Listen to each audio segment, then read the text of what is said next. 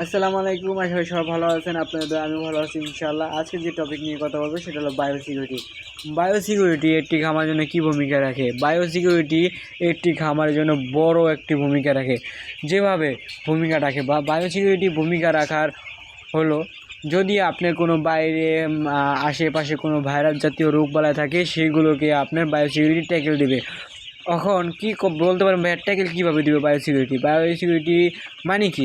Biosecurity মানে হলো আপনার আশেপাশে যে ভাইরাসজনিত রোগবালাই আছে সেগুলোকে ট্যাকেল দেওয়ার জন্য আপনি যখনই রাস্তাঘাটে যেখান থেকে আসেন সেই জায়গায় ভাইরাস যদি থাকে, সেই ভাইরাস আপনার শরীরে গ্রহণ করে, তখন আপনি যদি সরাসরি এই শরীর নিয়ে খামারে ঢুকে যান, তখন আপনার কি হবে, এই ভাইরাসটা আপনার খামারে ঢুকে যাবে, তখন আপনি একটা ক্ষতির আশঙ্কায় পড়ে যাবেন।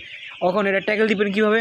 ট্যাকেল একটাই উদ্দেশ্য, আপনি জীবাণুনাশক দিয়ে সুন্দরভাবে স্প্রে করে সুন্দরভাবে হাত পা ধুয়ে বা যেভাবে হোক স্প্রে করে ঢুকতে হবে। আর বাইরের স্যান্ডেল ভিতরে ঢুকতে পারবে না। বাইরের যত কিছু আছে, যেগুলো আছে ভিতরে ঢোকার আগে জীবাণুনাশক করে নিতে হবে। এটা হলো আপনার বায়োসিকিউরিটি। আরও আছে, যেমন খামারের আশেপাশে কোনো কুকুর, বিলাই, ইঁদুর, এরপর নানান পশু পাখি এগুলো আসতে পারবে না। এটারে বলে বায়োসিকিউরিটি। দেখবেন বড় বড় খামারে গেলে দেখবেন কি আপনার মানুষ ঢুকতে গেলে মানুষকে গোসল করে ঢুকতে হয়। এটা হলো একটি বায়োসিকিউরিটি। বায়োসিকিউরিটি আরও আছে, সেগুলো বলতে গেলে লং একটা ভিডিও হয়ে যাবে। আপনারা যদি চান সেই ভিডিও দিতে, তাহলে আমি পুরো ডিটেল আপনার জন্য তুলে ধরবো ইনশাআল্লাহ। আল্লাহ হাফেজ, সবাই ভালো থাকবেন। নেক্সট কোনো ভিডিওতে দেখা হবে।